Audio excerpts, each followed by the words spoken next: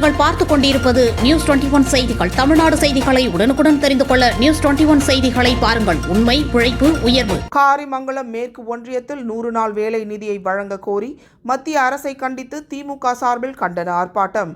முன்னாள் அமைச்சர் பழனியப்பன் பங்கேற்பு. தர்மபுரி மாவட்டம் காரிமங்கலம் அடுத்த ஜிட்டாண்டா அள்ளி மற்றும் அனுமந்தபுரம் பேருந்து நிறுத்தம் அருகில் 100 நாள் வேலை உறுதி திட்டத்தின் மூலம் தமிழ்நாட்டிற்கு பெற வேண்டிய 4034 கோடி நிதியை வழங்காமல் வஞ்சித்து வரும் ஒன்றிய பாஜக அரசை கண்டித்து திமுக சார்பில் மாபெரும் கண்டன ஆர்ப்பாட்டம் காரிமங்கலம் மேற்கு ஒன்றிய கழக செயலாளர் வழக்கறிஞர் MVT கோபால் தலைமையில் நடைபெற்றது. இந்நிகழ்ச்சிக்கு மாவட்ட விவசாய அணி துணைத் தலைவர் செயலாளர் சூடப்பட்டி சுப்பிரமணி, மாவட்ட பொருளாளர் முருகன் முன்னிலையில் நடைபெற்றது. இந்த ஆர்ப்பாட்டத்தில் சிறப்பு அழைப்பாளராக முன்னாள் அமைச்சரும் திமுக மேற்கு மாவட்ட செயலாளருமான பழனியப்பன் கலந்து கொண்டு ஒன்றிய அரசை கண்டித்து உரையாற்றினார்.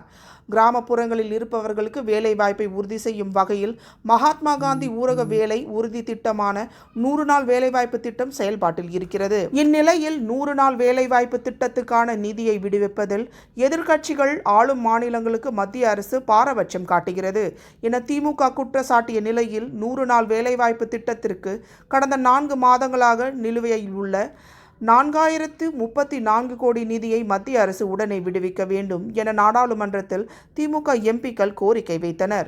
இந்நிலையில் 100 நாள் வேலை உறுதி திட்டத்திற்கு தமிழ்நாட்டுக்கு தர வேண்டிய 4034 கோடி நிதியை வழங்காத மத்திய அரசை கண்டித்து கோஷங்களை எழுப்பி கண்டன ஆர்ப்பாட்டம் நடைபெற்றது. இந்த கண்டன ஆர்ப்பாட்டத்தில் 100 நாள் வேலை திட்டத்தில் பணி செய்யும் 500க்கும் மேற்பட்ட பெண்கள் மற்றும் திமுகவினர் கலந்து கொண்டனர். நியூஸ் 21 செய்திகளுக்காக முனியப்பன்.